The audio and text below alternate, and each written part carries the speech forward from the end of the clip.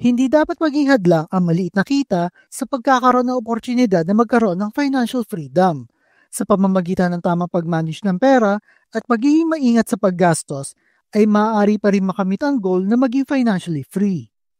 Ang pagiging maingat sa bawat sentimo at pagkakaroon ng disiplina sa pagtatabi ng pera ay mahalagang hakbang patungo sa pagtamo ng financial stability at independence.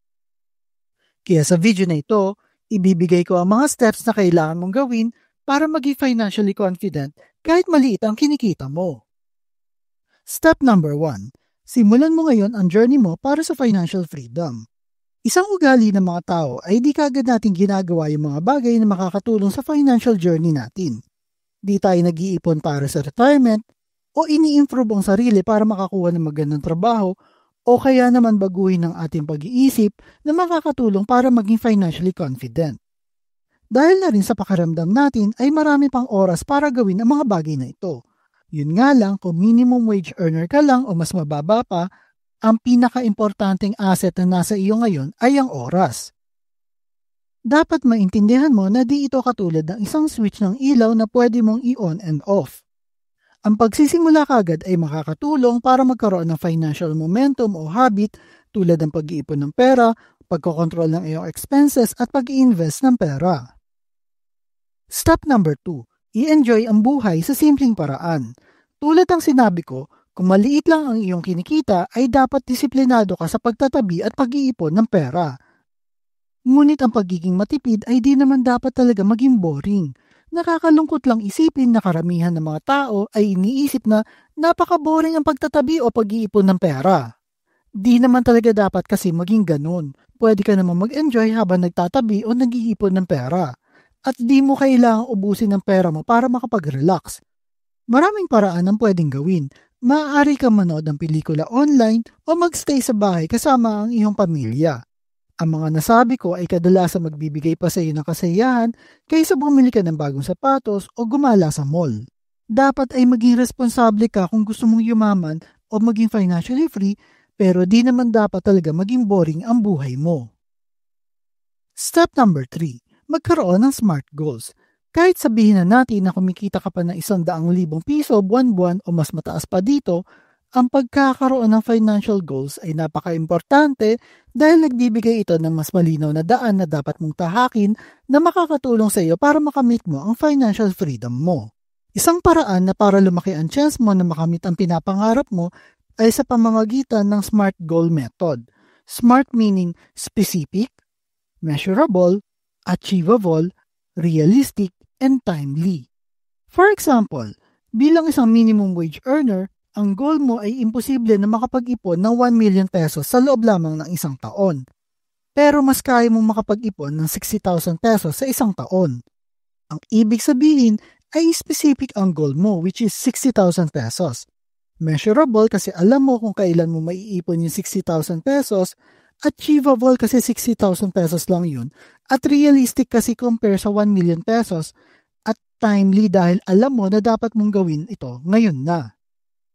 Step number 4. Gumawa ka ng budget at sundin ito. Lahat tayo ay kailangan ng budget kahit kumikita ka pa ng 100,000 pesos per month o minimum wage earner ka lang. Unfortunately, ay di naman talaga lahat naiintindihan ang importansya ng budget. Kung gusto mo talaga maabot ang financial goals mo, ay dapat meron ka nito. Pwede natin maitulad ang pagbabudget bilang isang gawaing bahay at malaki ang maitutulong sa iyo nito kasi una, ang budget ay makakatulong sa iyo para makita mo kung magkano ang kinikita mo, ang ginagastos mo at kung magkano ang kaya mong itabi. Sa tulong ng budget ay magkakaroon ka ng financial control sa iyong mga needs and wants at para na rin mabawasan ang iyong financial stress. Step number 5. Bayaran ang mga utang. Ang pagkakaroon ng utang na may malaking interest buwan-buwan ay isa sa malaking hadlang na dapat mong harapin kung gusto mong yumaman o maging financially free, lalo na kung maliit lang ang iyong kinikita. Pero may mga utang naman na reasonable tulad na lang ng pag-utang pagbili ng bahay o pangsimula ng negosyo. Alamin mo kung bakit ka nga ba may utang at humanap ka ng paraan upang mabayaran agad ang mga utang na ito. Tulad ng utang sa credit card, kung di mo naiintindihan kung anong simulan ng iyong utang, ay mahihirapan ka sa financial progress mo.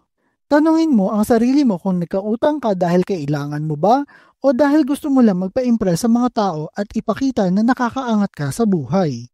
Sa pamamagitan nito ay malalaman mo ang mga habits na dapat mong baguhin na nagko-contribute sa pagkakaroon mo ng utang at mag-isip ka ng paraan para mabayaran agad ang mga utang na ito tulad na lang ng pagkakaroon ng part-time jobs o freelance work. Step number 6. Simulan ang pag-i-invest. Lahat ng naunang step ay para ihanda ka sa step na ito. Imposibleng yumaman ka kung maliit lang ang iyong kinikita, kaya use the power of investing para makatulong sa iyo na marating mo ang financial goal mo. Di mo kaya magtrabaho habang buhay at dapat matutunan mo kung paano bigyan ng trabaho ang pera mo. Ang importante ay dapat masimulan mo ang step na ito as soon as possible dahil na rin sa ang investing ay taon ang kailangan para kumita. Kaya dapat consistent ka at disiplinado at pwede mong ilagay ang pera mo sa mga investment vehicles like Pag-ibig MP2, mutual funds o sa stock market. Sa paraan na ito ay bibigyan mo ng trabaho ang pera mo na kumita pa ng mas maraming pera. Tandaan na mag-ingat sa mga scam at mag-invest lamang sa mga bagay na naiintindihan mo. Step number 7. Magsimula ka pa ng isang source of income. Tulad ng sinabi ko, di mo kaya magtrabaho habang buhay. Kahit na mag-invest ka pa ng pera mo, dapat ay gumawa ka ng paraan para madagdagan ang iyong kita at magagawa mo ito sa pamamagitan ng pagkakaroon ng freelance o part-time jobs o pagsisimula ng isang negosyo. Kahit na mag-invest ka pa ng pera mo, ay taon naman ang aabutin nito para kumita, kaya dapat ay mag-isip ka pa ng paraan kung paano ka pakikita ng extra para naman may maipon ka o pandagdag sa iyong gastusin. Ang pagkakaroon kasi ng extra income ay makakatulong din para di mo magalaw yung perang ininvest mo at maaari mo pa itong madagdagan. Step number 8. Magtabi ng emergency fund. Maliban sa pag-i-invest, ay magtabi ka rin ng emergency fund mo para sa mga di inaasang pangyayari tulad na lang ng medical expense o pagkawala pa ng isang stable na income. Tandaan mo na kahit magsimula ka pa ng isang source of income, ay di naman basta-basta ito kikita at kailangan pa rin ito ng oras bago kumita ng sapat para matustusan ang iyong living expenses. Ang minimum na maipapayo ko ay ang pagtatabi ng halaga na katumbas ng at least 6 months ng iyong pang-araw-araw na gastusin. Sa pamamagitan nito, ikaw ay magkakaroon ng sapat na ipon na maaaring pagkunan ng pang-araw-araw na pangangailangan sa loob ng 6 na buwan kahit na mawalan ka ng trabaho at di maapektuhan ng iyong mga investments at di ka malulubog sa utang. Step number 9. Magkaroon ng opportunity fund. Saglit, ano nga ba opportunity fund?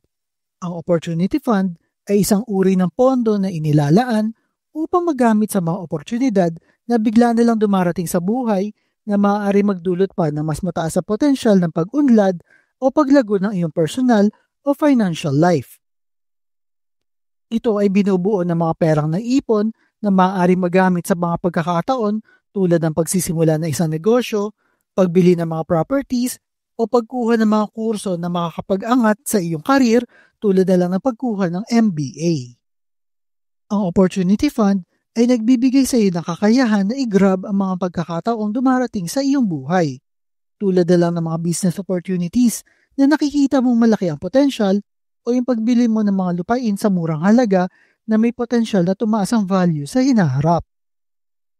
Sa pamamagitan ng pag-focus sa mga mahalagang aspeto tulad ng pagbabawas ng utang, pag-iipon para sa emergency fund at investments, at pagpaplano para sa long-term goals, maaari nating maisakatuparan ang pangarap na maging financially free kahit maliit ang ating kita. Ang mahalaga ay pagiging determinado, may disiplina, at patuloy na pagpupursige na maabot ang mga layunin sa buhay. Ayan ang mga steps na makakatulong sa inyo para maging financially free kahit maliit ang kita. Ikaw ba? Anong mga hakbang na ginagawa mo para makaahon sa kahirapan? Type mo naman sa comment section below. At kung mahilig kayo sa mga videos tungkol sa pera, motivation na business, like and share nyo lang ang video na ito at kita-kita po ulit tayo sa mga susunod na video.